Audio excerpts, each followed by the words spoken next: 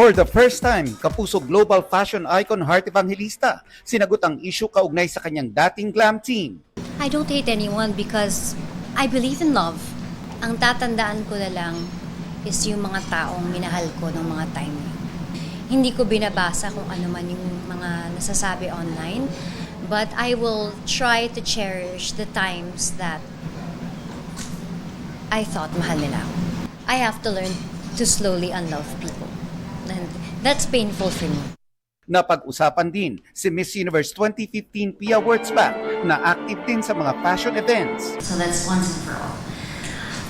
Woman to woman, I never had a problem with Pia. In fact, I was one of those who cheered for her in the past.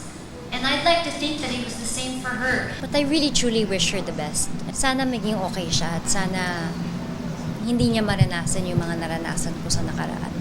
Nag-message ang GMA Integrated News kay Pia at hinihintay pa namin ang kanyang tugon. Nelson Canlas, nagbabalita para sa GMA Integrated News.